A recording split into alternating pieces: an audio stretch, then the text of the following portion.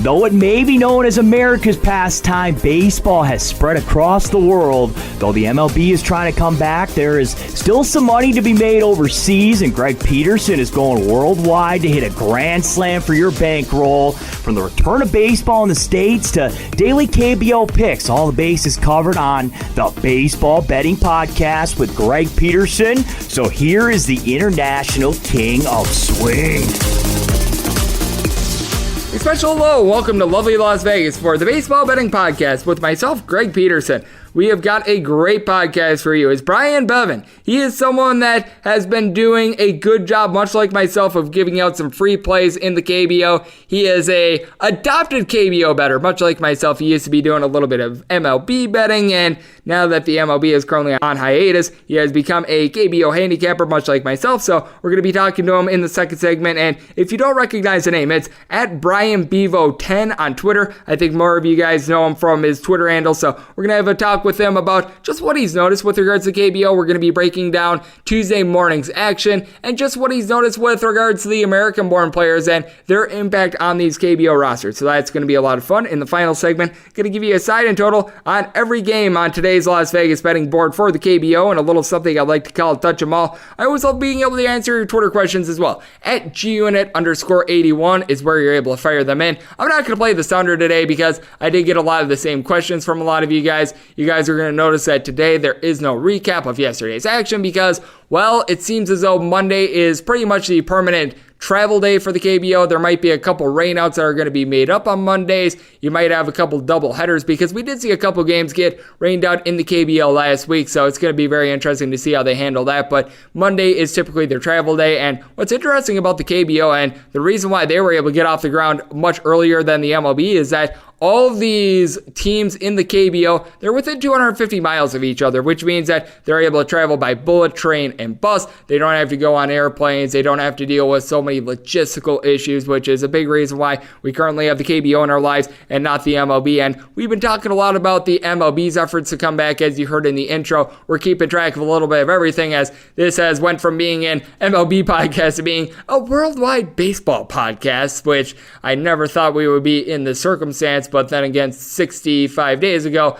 I didn't think that the NCAA tournament was going to be getting canceled either, but here we are. But with that said, getting to the questions that you guys fired in, I know that a lot of you guys are in states that are not Las Vegas. Obviously, with Las Vegas, you've got quite a few KBO offerings. Caesars and Circa have been doing a very good job of being able to put out their line. Circa is, in my opinion, first to market. You've also got William Hill. You've also got Westgate, which at Westgate, it seems like they're offering some fair juice. It seems like MGM, Mirage, they're all getting into the game. But I know a lot of you guys have been asking, if you're not in the state of Nevada, which sports books you're able to go to. Now, it seems like Circa has actually opened up in the state of Colorado.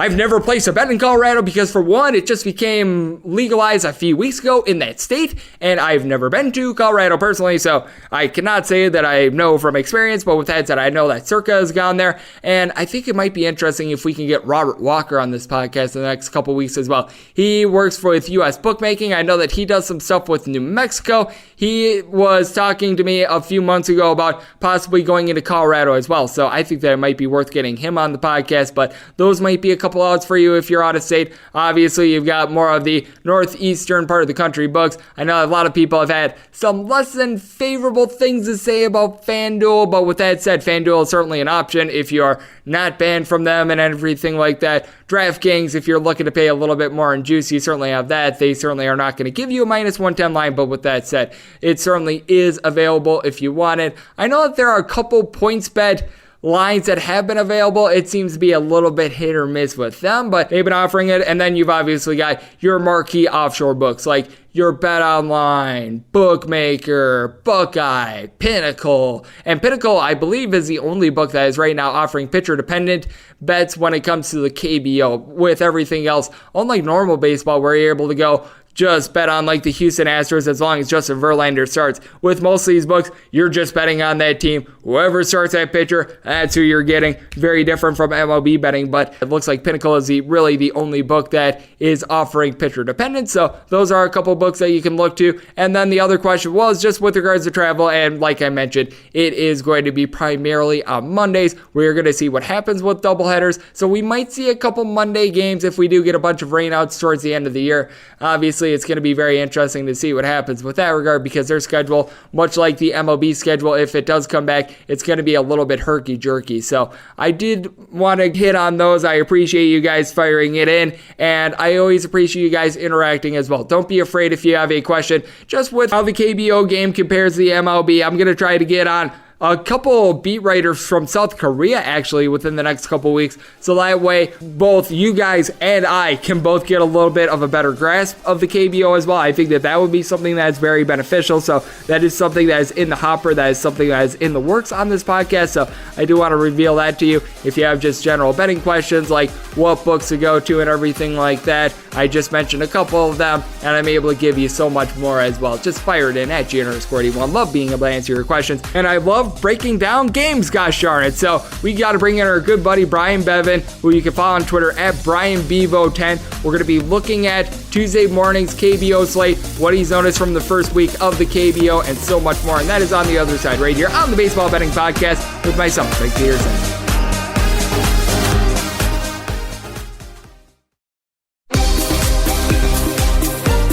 Greg is calling in a pinch hitter from the Overtime Network hotline. And we are back here on the Baseball Betting Podcast with myself, Greg Peterson. It is great to be joined by our next guest. This is a man that, much like myself, he scours the world of Twitter, and he's giving out free plays. Much like myself, he was doing a lot of college basketball. Unfortunately, we don't have any MLB in our lives. We have no idea what we're going to be getting for the NCAA football, NFL, even college basketball, things like this. But we both know that we've got some KBO, and we both have been betting it, as we've got on Twitter at BrianBevo10 our guest today, as it is Brian Bevan joining me. And Brian, great to have you on today. How are you? Doing well, man. Getting used to this new normal that we're all really just venturing into right now. Living in Arizona, luckily, we actually had a couple things open up on Friday. Kind of going to be a little hesitant on hitting up the restaurants, as I'm sure everyone's rushing to those, but I was fortunate enough to finally get a haircut, actually, which it's really interesting how we took stuff like that for granted. It's good to see some sports starting to slowly but surely get back, and just kind of looking forward to getting back into it all. But for now, we have Korean baseball, and it's been interesting to say the least. Oh, absolutely, and I'm right there with you. Nevada just opened up a couple restaurants at like half/25% capacity over the weekend. Hair salons are open. I have yet to get one because the wait on Great Clips is over 180 minutes at every single one of these places. So we are going to let the ones that really need it first before the schlubs like myself get one. But speaking of people that aren't schlubs, you've got a couple of teams that have been doing a very good job in the KBO so far this year. Going into, I guess you could call it Tuesday morning. It's so really weird to say that, but you have the Lotte Giants, who enter undefeated. They've been doing a great job, obviously. Action Dan Straley had a good start a few days ago, but they're going to be finding themselves a very big underdog against Doosan. We remember Lotte was actually the worst team in the KBO during the 2019 season. They've obviously been able to turn it around with Dixon Machado. What have you really made out of this team? Because I think we would both agree this team is not going 144-0, but I certainly don't see how they were the worst team in the KBO last year. And I think that this is a team that has a lot of upside, especially with having Machado paired with former Seattle Mariners great Dae-Ho Lee. Yeah, Lotte starting off 5-0 has been incredibly impressive. Going off of my KBO research when I was starting the year, it seemed like Lotte was the comparison to the Baltimore Orioles, somebody that just wasn't very good. But what's been really, really impressive with Lotte is the fact that they started off their bullpen so far through 5 games has a 3.13 ERA. To have a staff ERA that low, it's going to lead to some success.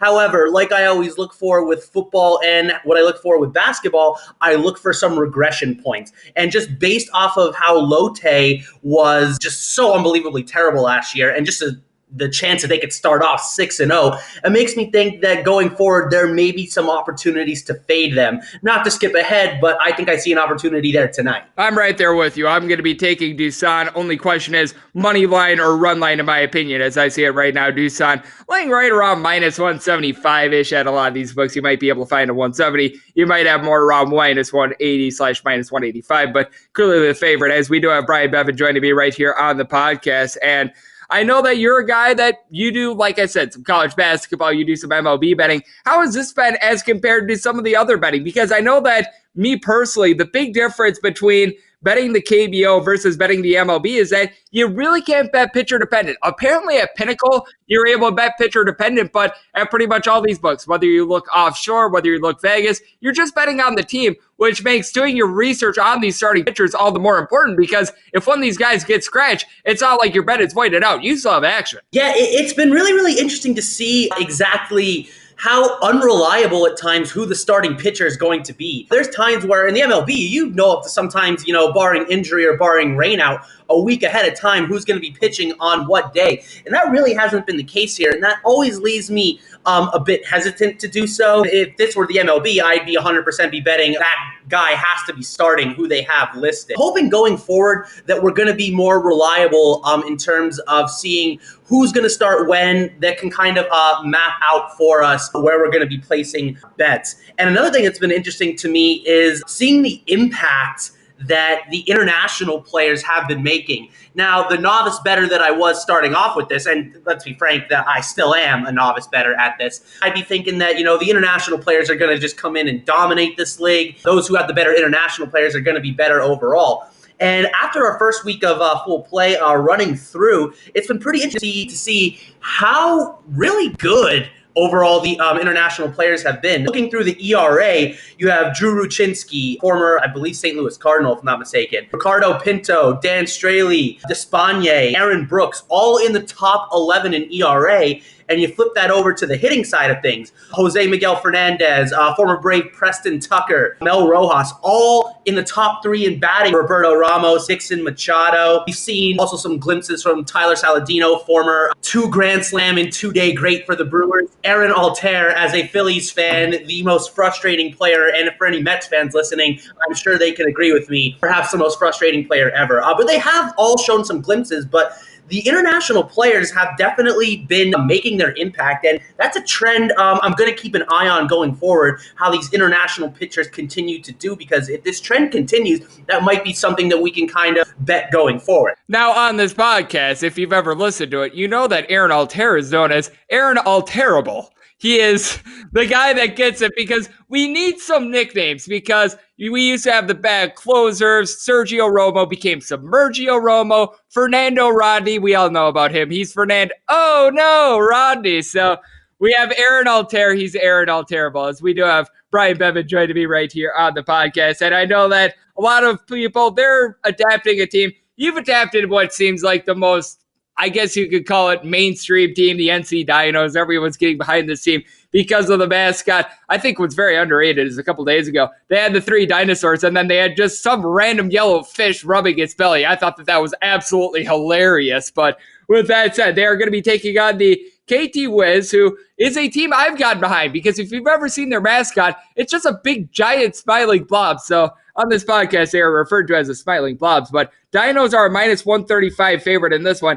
I do fear that the numbers might be getting a little bit out of whack with the Dinos, no doubt. I think that they're going to be a good team this year, but I think that if there is going to be a public team in the KBO, it is going to be the NC Dinos. I do feel like they are going to be getting bet up time and time again whenever they take the field, and we've already seen it in this game. What's funny about the NC Dinos becoming that public team is that they were a part of the first game that was broadcasted by ESPN. So they were kind of the team that people just kind of hopped on. I have a couple friends who they consider themselves the Dino fans now. I myself am a Dino fan. Was very unfortunate to see completely blow the game the other night, up 6-0 in the first inning, only to lose. But looking at the game tonight, back to our point of foreign players, we have a pitching matchup of 2 former MLB players in Despaigne and Rucinski. To me, just based off of how international players have been going, I kind of look towards the under here. The international pitchers so far have performed very, very well, especially from a starter standpoint.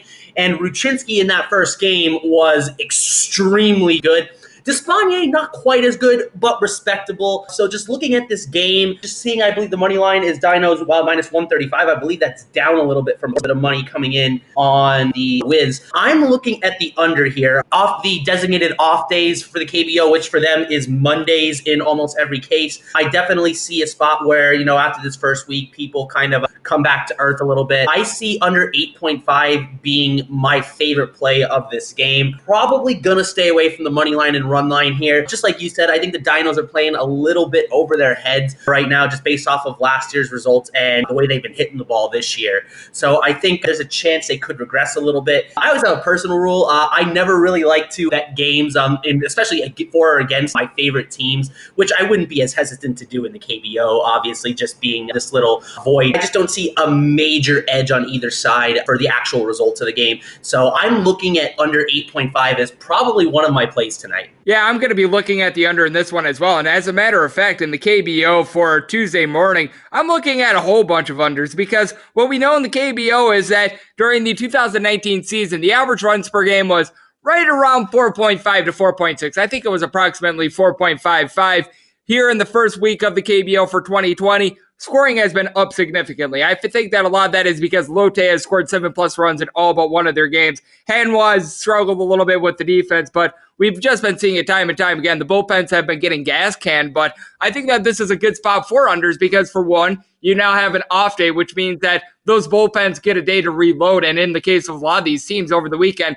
they had a rain out as well. So these bullpens are about as fresh as you're going to find them during the regular season. And then we mentioned all of the American-born pitchers that we're going to be having going. And if they're not American-born, they've had some time in the MLB, like our good friend, and I'm going to use the Spanish accent here, Odrísima de España. So you've got a whole lot of that going on. And I do think that this is going to be a good day in order to take unders because we saw a bit of an overfest in the first week of KBO. There is a ton of pitchers going tonight that has some MLB experience. Former Philly Ben Lively, former Pirate Nick Kingham is going tonight. We have Raul Alcantara going tonight. Aaron Brooks is going tonight. So we have a lot of players that are not native to Korea that have some MLB experience that are getting a call tonight. And I typically am liking unders going forward in this league too for a couple of reasons. One thing that I've noticed in watching these games, the defense is very good, especially like from the infielders. It is extremely good. Not a lot of errors being made. And another thing, KBO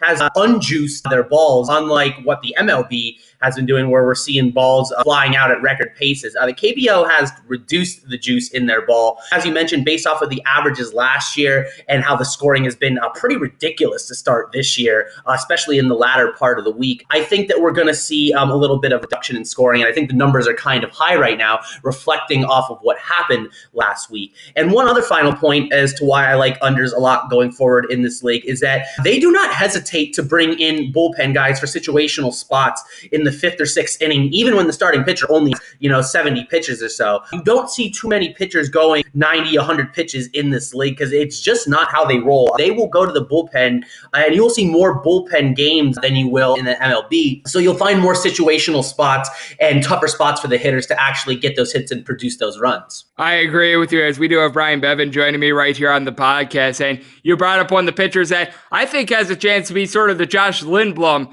of this year in the KBO, and that would be Aaron Brooks. Aaron was actually halfway decent with the Oakland A's at the beginning of the 2019 season. The wheels sort of fell off for them, and then he was with the Baltimore Orioles that actually, as strange as it sounds, won a couple games with the Baltimore Orioles. That tells you that it was a Herculean feat, to say the least. He's going to be going for the Kia Tigers tonight. Tigers obviously are finding themselves a favorite, and they're going up against the Hanwha Eagles, who I feel like is the worst team offensively in the KBO. I think that this is a very good spot for the Kia Tigers. I actually wound up taking them on the run line. I don't know your thoughts on this game, but I think that Aaron Brooks is setting himself up for a lot of success, not just today, but is setting himself up for a lot of success throughout the season. The Kia Tigers are what's known as the New York Yankees of the KBO, which obviously I did not know until a couple weeks ago. Although last year they struggled and actually missed the playoffs. And for anyone that's a fan of the New York Yankees, missing the playoffs is pretty much unheard of. And it seems like that Rome is burning when that does happen. So the Kia Tigers are definitely going to be looking to rebound this season. I see them at minus 170, which is pretty interesting.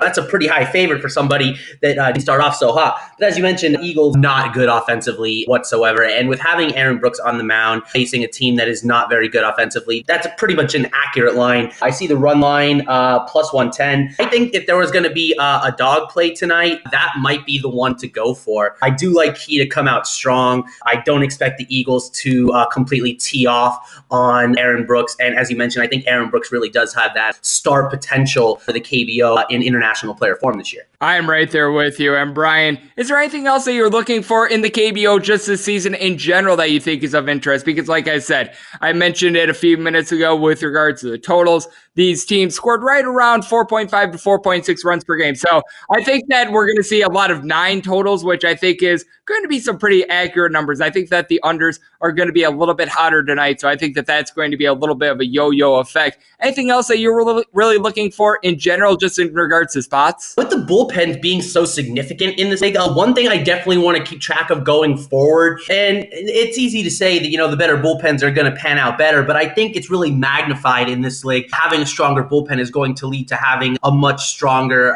record going forward. So that's something that I'm really going to be paying attention upon. I want to see this international player trend continues, because right now they are definitely the better players in the league, which isn't totally shocking considering the strong majority of them have some sort of MLB experience. So I kind of want to see if that trend continues as well.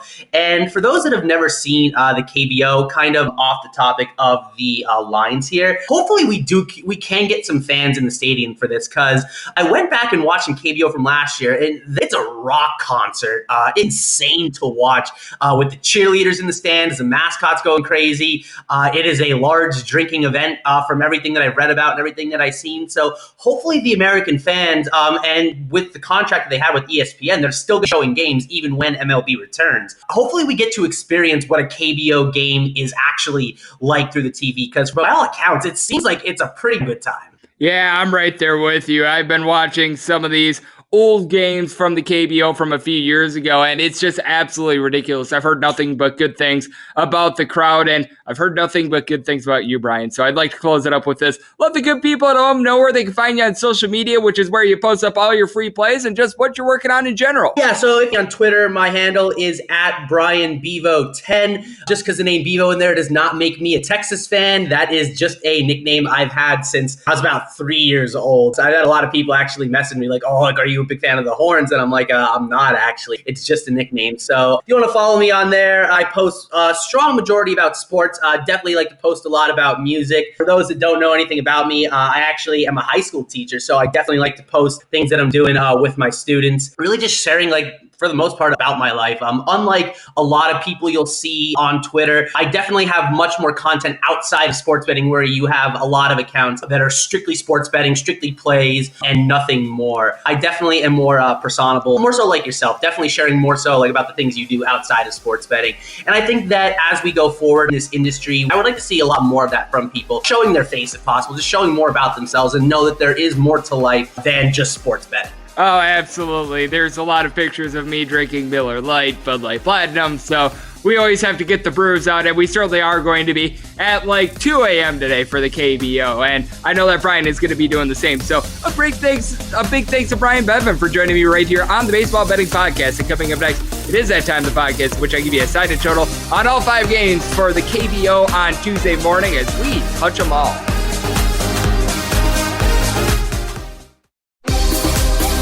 Welcome back to the Baseball Betting Podcast with Greg Peterson, as we're off to a quality start, and now it's time to walk it off in a grand fashion. And we are back here in lovely Las Vegas for the Baseball Betting Podcast with myself, Greg Peterson. Big thanks to Brian Bevan for joining me in the last segment. And now it is that time of the podcast in which I give you a side and total on every game on today's Las Vegas betting board as we touch them all. If a game is listed on the betting board, Greg has a side and a total on it, so it is time to touch them all. Note that any changes that are made to these plays will be listed up on my Twitter feed at gunit_81. These are games that are for Tuesday morning at 2:30 a.m. Pacific, 5:30 a.m. Eastern, so just want to make that distinction. I am probably going to be getting confused by this for probably the next eternity, because I always think when something's at 1 a.m. that it should be the previous day, when in reality it's Tuesday, so we're we're going to have a little bit of that going on. You're going to experience a lot of confusion. I apologize. That's just the way that I am built. But with that said, I am also built to give you a little bit of a breakdown on all these games. And we're going to be going in Las Vegas rotation order. And this starts with 304-621, 304-622. The LG Twins are going to be playing host to the SK Wyverns. The Wyverns find themselves about a minus 120 favorite. I'm seeing a little bit of minus 110 both ways. LG started out as about a plus 110 to plus 115 underdog in a lot of spots. It's really coming in on them right now, as you're seeing in a lot of offshore places. It is minus 110 both ways. And your total on this game, it is 8, and I'm seeing a couple 8.5s out there as well. With the 8s, you're seeing an over with juice of minus 120, and the under is even. On the 8.5, the over is minus 105, and the under is minus 115. And this is a spot in which I am going to be taking a look at the LG Twins, because the big thing with this is the pitching matchup. You're going to have Nick Kingham, the former Pittsburgh Pirates, well, not so great, going for the SK Wyverns. Meanwhile, Cha Woo Chan is going to be going for the LG Twins, and Cha Woo Chan is someone that's actually been, I don't want to call him great in the KBO, but at the same time, he's been adequate. ERA below a 4.8 in 4 out of his last 5 years. This is not a guy that's going to light the world on fire, but at least 10 wins in each out of the last 5 years. He's been doing a solid job as an innings eater, at least 152 innings in all of those seasons as well. So he's going to go the distance for you. And what I really like is the recent form that he's been in. Ever since August of 2019, 2.28 ERA, he seems to be doing his best work, and he's given up only 2 home runs in his last 10 starts. So he does a great job of keeping the ball in the yard. And for SK, this is a bunch that they've had a little bit of a tough time putting up runs on the board. This is a bunch that they were able to get 8 runs up on the Lotte Giants, but past that, this is a team that really hasn't broken 5 runs in any of their games so far this year. And what is going to be a big key for SK is being able to get their American-born player Jamie Romick going. This is someone that batted .276 with SK last season. He was able to give the team a little bit of pop with 29 home runs. That was towards the top of the KBO. No home runs so far this year. He has been in a little bit of a power outage. He's been striking out quite a bit so far this year, so obviously that has hurt them a little bit. And then when you take a look at sort of the leadoff spots, the number 2 guys like Ko Jung-wook, they have gotten off to very bad starts. This is someone that's batting .222, just not drawing any walks whatsoever. And with SK, last year they were one of the top bullpens out there in the KBO. This year it just hasn't necessarily been the same for them. I do find that to be very fascinating. Park Min-ho still comes out of the bullpen. He does a very good job last year. Had a .268 ERA, but which real Min-ho are we going to get? Because he had a .268 ERA last year. In every year previous in the KBO, had an ERA north of a 4.25, including in 2018. Small sample size, but an ERA north of 15. That is what we call not good. And then the LG Twins, they had that massive comeback against the NC Dinos. They get down by a kind of 6-0. And the reason why they were able to mount that comeback, bullpen, 7 innings, they give up 1 run. Casey Kelly, the American-born pitcher, he was unable to do anything. The NC Dinos were just hitting it in the right spots, but they were able to really weather the storm. And for LG, this is a balanced lineup. You're not really going to have that one guy that's going to go out there and he's going to get you like 40-plus home runs or anything like that, but you've got Kim Hoon So. He was someone that played for, I believe, the Phillies and the Orioles during like the mid-2010s. He's been doing a great job for this team so far this year. In his years in the KBO, he's hit at least a .290 in every year since 2008, so he certainly is a stalwart with that regard. And then who else I like? Roberto Ramos, someone who spent some time in the Colorado Rockies organization. This guy's been supplying some boom. 2 home runs already so far this year. I just like LG in general. I do think that Kingham is going to give a decent start in this one, so for that reason, I'm going to be taking a look at the under. I'd rather lay the minus 115 with under 8.5 rather than the 8, so that way you have a little bit of protection, but with that said, certainly on the under, and I wound up taking the LG Twins at a plus price. Still advise them as a play at even money or even minus 110. I think that they should be able to get the job done here. We move on to our next game, 304-623, 304-624. The Lotte Giants are going to be playing us to the Doosan Bears. The Bears are finding themselves a pretty big favorite. It's going to vary a little bit from book to book, but as I'm seeing it right now, Doosan is anywhere between a minus 175 and minus 190 favorite. Meanwhile, with Lotte, you're primarily getting between plus 145 and plus 155. Might be a straggler plus 160 out there as well, and your total on this game is 10. The over is anywhere between minus 115 and minus 120. The under is anywhere between even a minus 105, and this opened up at circa at 10.5. I wound up taking it under. I would still certainly advise advise a play at 10 as well. When you take a look at Lotte, they are going to be bringing out one of their non-American born pitchers, which is a little bit contrary to what we're going to be seeing on this, I guess you could call it Tuesday morning in the KBO, as it is Jungwon Sam that is going to be going for Lotte. Meanwhile, for the Doosan Bears, Raul Alcantara is going to be going for them, and with Mr. Alcantara, this is his second year in the KBO. He wound up not having the world's greatest start against LG to start out the year. He wound up going 6 innings, gave up 3 runs, including a dinger. This is someone that sometimes has a little bit of a tough time when it comes to giving up hard contact. Gave up 15 home runs in the KBO last season, but he does have a pretty solid fastball. I do think that he is going to be able to figure a little bit of something out in this one, and I think the big reason why is because Lotte is doing for a little bit of regression. They have scored at least 7 runs in all but one of their games so far this year. In that other game, they wound up scoring 4. That was a 4-0 win over the SKY Verns, but you take a look at this Lotte team. Daeho Lee, someone that we've talked about quite a bit on this podcast, former Seattle Mariners great. He obviously is able to supply some boom, but this is pretty much a extra bases or bust sort of guy. This is not someone that is going to be belting out a whole bunch of singles. He has gotten up there a little bit in years, and he had only 16 home runs in the KBO last season, so I do think that age is starting to catch up with him a little bit. I think that we're going to see him regress towards the end of the year. Min Byung-hun is someone that I'm also going to be taking a look at least 300 in every year since the 2013 season in the KBO. Certainly a stalwart, but he's getting up there at 33 as well. He's someone that for a lot of his career has been able to rely a bit on his speed. That is starting to catch up with him a little bit as well. And then when you take a look at what you're able to get on the other side for Doosan, this team has really been all or nothing. You take a look at their first 5 games of the season, they have scored 2, 5, 9, 3, and 12 runs. So you're either going to get great Doosan or you're not going to get much at all. But I do think that we're going to see a little bit more of it evening out in this one. And the reasoning for that is because they've got perhaps the best constant in the KBO in Jose Miguel Fernandez. He wound up leading the KBO in regards to total hits last season with 197. Does a great job of getting on base. He's got some pop in the bat, 15 home runs last season, but that's not really his specialty. And then you just take a look at the middle of this lineup. It is a murderer's row. Ujay Il is someone that's getting up there in years, but he certainly is able to supply some boom. 20 plus home runs in each of the team's last 4 years. I do like what he's able to bring. And what we notice in the KBO as well is that oftentimes, like the 8-9 hitters, they could sometimes be automatic outs. With Doosan, you've got a bunch of guys in those 8-9 spots that they're able to do something. Someone like a Jung-Soo Bin, who's going to be at the bottom of the lineup in 2018, hit a 367, small sample size, but he followed that up in 2019 in 123 games. He had an on-base percentage nearly at a 360, hit 265. He was able to do a good job of being able to steal some bases, so I really do like the balance that Doosan is able to bring. I do think that north of 10 is too many runs here, so I am taking the under, but with that said, I do think that Doosan, the reigning champions of the KBO, are going to be able to get the job done. I think that a little bit of regression is going to be setting in for Lotte. So we're going to be taking Doosan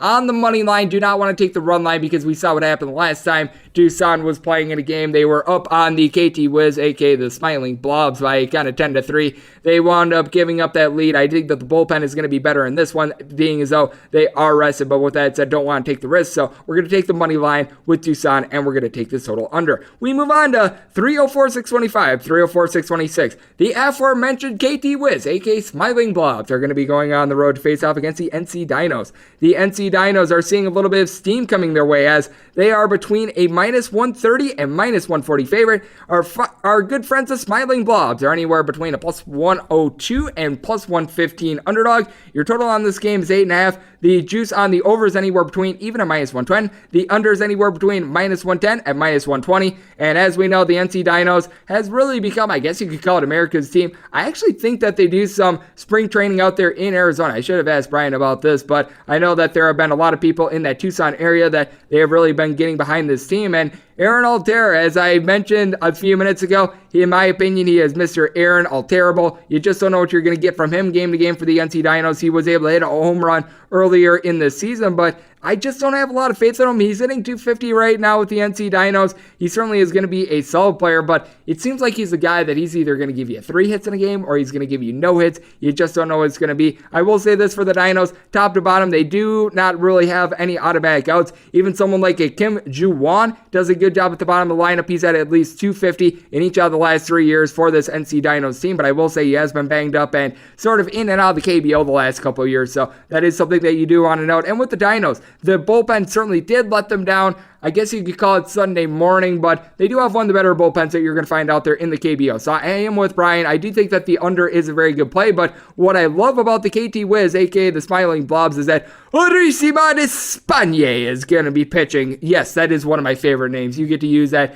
thick Spanish accent with Mr. Despagne, and he actually looked very good in his first start in the KBO. He went up against Lotte, who is right now the top offense out there in the KBO. He went 6 innings, gave up 1 run in that one. Bullpen just wound up gas-canning the game from there. I do think that Despagne is going to be able to give 6+ innings, and the Drew Rosinski is someone that I think people are a little bit too high on, in my opinion. He went 9-9 in the KBO last year. He had about a 3.05 ERA, so he did a solid job there. He does sometimes give up a little bit too much hard contact. Looked very good in his first start against Samsung, did not give up a single run in 6 innings, but Samsung, as we know, they're one of the lesser teams currently in the KBO. He's not as great of a swing and miss guy. Now, that is a little bit relative because the KBO, you do have fewer strikeouts in general, but I do think that our good buddies, the Smiling Blobs, they are going to be able to get a little bit of something out of Mr. Mel Rojas. Mel Rojas has been able to do a very solid job in a couple years in the KBO. Hit 322 last year. He was able to go deep 24 times. He's already off to a good start this year with a 455 batting average. He is leading a lineup that I think has quite a bit of danger in it, and with KT, what I think is going to be very fascinating is just what you're going to be able to get out of sort of those 6-7 guys, like a Hong Jae-gyeon. He wound up hitting 283 last year with KT, 296 a year before. This is someone that does a great job of getting on base, and 20+ home runs in each of the team's last 4 years. He is getting up there in years, but he certainly has been able to supply some boom, so I do think that that is going to be worth watching. But then you take a look at NC. I do think that the bullpen is going to be a little bit better. KT really had to go into their bullpen in their series against the Doosan Bears. They wound up having to play in 11 ending games Sunday morning, so I think the day off really helped out both these teams. I do think that we're going to see both these starters go 6+. I think that Rosinski is not going to be able to perform quite as well as Despagne, so for that reason, we are all aboard the plus price with the KT Wiz, which, as you know on this podcast, they are the Smiling Blobs, and we are going to be taking this total under. And yes, I do like saying Smiling Blobs. 304, 627, 304, 628. The Kiwoom Heroes are going to be playing those to the Samsung Lions. The Lions are finding themselves a pretty significant underdog. As I'm seeing it at Circa right now, they are plus 150. If you're taking a look at a place like a 5 Dimes, a bet online, you're seeing them more around plus 170. With the Heroes, they're anywhere between minus 170 and I'm seeing it as high as minus 205. Your total on this game across the board is 8.5. The over is just anywhere between minus 115 and minus 120. The under is anywhere between even and minus 105. And this is a spot where we're going to take our lone over of the day. I'm going to wind up taking this total over, and it's because you're going to be taking a look at this pitching matchup. It looks like it has a little bit of sizzle, but I'm going to disagree a little bit, as the Samsung Lions will be having Ben Lively going to the mound. Meanwhile, Eric Jokic is going to be going for the Kiwoom Heroes, and with Jokic, 13-9 record in the KBO last season. This is his second year in the league and did a great job of just not giving up hard contact. Gave up less than a half a home run per 9 innings. So rock solid there. Over the course of his last 10 starts between this year and the end of last year, 3.11 ERA, and he's only given up 3 home runs in that time span. So I certainly do like that. He's not necessarily going to be the world's greatest swing and miss guy. You see his strikeout numbers dip a little bit, but last year in the KBO, he was getting about 7 to 7.5 strikeouts per 9 innings. So you do like to see that with Mr. Lively. He did pitch out in the KBO last year as well, but he was limited. He only saw 9 starts. He was a little bit banged up. He went 4-4 with a 3.95 ERA, and he got a little bit touched up in the first start that he had of this season. He went up against the fearsome NC Dinos, went 6 innings, gave up 4 runs, all of which were earned, gave up 2 home runs, and as a matter of fact, has given up 5 home runs in his last 4 starts, which in the KBO is actually pretty significant because we were talking about the de-juicing of the ball. And then when you take a look at Kiwoom, this is a team that has been very, very good offensively. They've really been on their game, at least 5 runs in all but 1 out of their 6 games. So you sort of know what you're going to get out of this team. You're probably going to get about 5 to 6 runs. I do think that Samsung is going to be able to get to Jokic for right around 2 or 3 runs. So I do think that they're going to be able to get at least 9. So for that reason, I'm going to be taking this total over. I will say this for Kiwoom. They probably have, in my opinion, the worst American-born player on their roster. Taylor Motter. I remember this guy from the 2016 Seattle Mariners. Not only is he bad, he is atrocious. Now, his fielding is actually really good. He is out there for his glove and his glove only. He's hitting a $150 right now for Kiwoom. In like the AAA level a few years ago, he was hitting below the Mendoza line. I mean, if you're expecting anything out of the bat from him, well, good luck to you. But they also have another guy that spent a little bit of time in the MLB, the Kiwoom Heroes do, and this guy supplies some power. That would be Park Byung-ho. He wound up leading the KBO in regards to total home runs during the 2019 season with 33. As a matter of fact, has hit at least 31 home runs in every year that he's been in the KBO ever since 2012. He spent a little bit of time with the Minnesota Twins organization, so you do want to note that he did take a couple years off the KBO for that regard, but he certainly does a great job of being able to get on base. The heroes 1 through 4, in my opinion, he's one of the most formidable that you're going to find out there in the KBO. And then when you take a look at the flip side for the Samsung Lions, they have been a little bit of a hit or miss team. We saw it in their series against the Kia Tigers. They were able to do a good job in the first 2 games of the series with a combined 19 runs, and then they had a power outage in the 3rd game of that series. But what I do like for Samsung is the fact that you do have a couple guys who are able to set the table for Tyler Saladino. Now with Saladino, this is someone that is not hitting very well right now. $150, but he did hit one of the most murderous home runs that you're going to find in the KBO. That thing was like just totally gonzo. And then what I think is going to be very big for Samsung is being able to get a little bit of pop out of the back out of Kim Dong-yup. He only had 6 home runs last year, but he was limited to 60 games due to injury. You could tell that he was not himself in his first 3 years in the KBO. He spent that time with SK. He had 22 plus home runs in his previous 2 years prior to being banged up last year. He's already got 2 home runs so far this year. So it looks like he is fully healthy from that injury. But with that said, with Samsung, I think that they've got one of the lesser bullpens that you're going to find out there in the KBO. I don't have a lot of faith in Ben Lively really getting past that 5th inning. So for that reason, I am going to take this total over. I do think that the Heroes are going to get the job done. We are going to be laying the number here with the Heroes, and we're going to be taking this total over. And we move on to our final game. This would be 304-629, 304-630. The Hanwha Eagles are going to be playing host to the Kia Tigers. Kia Tigers are finding themselves as a pretty significant favorite, and if you listen to my interview with Brian Bevan, you know just how much I love their starting pitcher in Aaron Brooks. So I think that that could explain why you're seeing Kia as anywhere between a minus 155 and minus 175 favorite. Meanwhile, with the Hanwha Eagles, you're able to find them as high as plus 155. I'm seeing a couple books if you've got bad juice as low as plus 130, but certainly a big underdog. Total on this game is 8.5. The under is anywhere between minus 110 and even, and the over is anywhere between minus 110 and minus 120. And this is a spot where I do think that we are going to see an under. With Aaron Brooks, he actually had a couple decent moments with the Oakland A's last year, and apparently he had some very good moments while he was with the New Orleans Saints a few years ago. He also played some NBA and played college basketball with the Oregon Ducks. Yeah, now we're just making Aaron Brooks jokes. But with that said, was formidable in the MLB last season. He's not necessarily a fireballer, but as we know in the KBO, a lot of the pitchers and a lot of the teams that do best are guys that do a good job of being able to locate, and that's exactly what Aaron Brooks is able to do. It's not easy to go 4-5 with the Baltimore Orioles in 2019. I mean, that Baltimore Orioles team was poopy, and yet he was only 1 game below 500. On any other team, he'd probably be like 3 games above 500. Now, I will say he did have an ERA above 6, but he does a good job of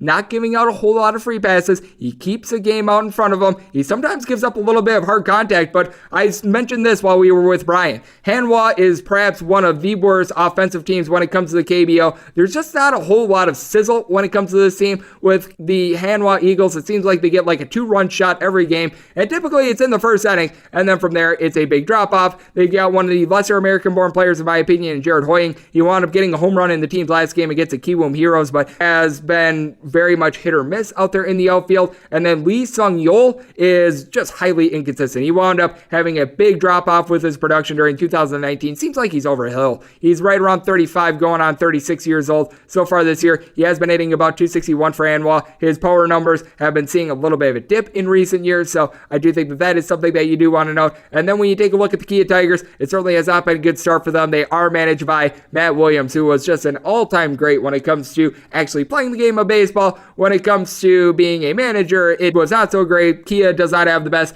infield fielding, but it actually looked much better in their last couple games against the Samsung Lions. That is very promising. And then you do have a guy that's able to supply some boom in Preston Tucker, hitting 476 so far this year. He has already gone deep 3 times, had just 9 home runs last year with Kia, so it does seem like he's really caught up to the KBO game. And what I think is also going to be big for Kia is just getting those 4 or 5 guys going, like a Jung Yong-seok. He wound up only hitting 247 last year and 224 the year before, but this is someone that if he's able to get a hold of one, he does have great power. It seems like things are starting to come together for him a little bit more. He struggled at the beginning of the year, but I think that he's going to be able to find his watermark. He wound up drawing 3 walks in the team's last game against Samsung, so he's doing a great job of being able to get on base. I do think that this is a spot in which Hanwha is really going to struggle to get past 2 runs, so for that reason, we are actually going to be looking at a run line here with Kia. I've found it as high as plus 115. I know a lot of books are offering between plus 105 and plus 110. If you're able to get any sort of plus juice, I'd be all aboard it. So we're taking the run line here with Kia, and we're also going to be taking the total under, and then we'll wrap things up for the Baseball Betting Podcast on this lovely Monday for the Tuesday morning games. It's still going to take me a while to get used to it, you guys. I'm going to keep telling you guys this is so weird, but with that said, great to be back in the saddle, and great to have Brian Bevan on this podcast to talk a little KBO betting, a guy that gives out free picks like myself. So a big thanks to him. And if you do like what you're hearing from this fine podcast, you can subscribe on Apple Podcasts, Google Play, Spotify, Stitcher, and TuneIn. And if you ever have a question for the podcast, write it into my timeline at Junior41. Hopefully you're all safe, healthy, and doing well. And I will talk at you guys once again tomorrow. Thank you so much for tuning in. If you work in quality control at a candy factory, you know strict safety regulations come with the job. It's why you partner with Grainger. Grainger helps you find the high quality and compliant products your business needs to inspect, detect, and help correct issues. And the sweetest part is, everyone gets a product that's as safe to eat as it is delicious. Call 1-800-GRAINGER, click Grainger.com, or just stop by. Grainger, for the ones who get it done.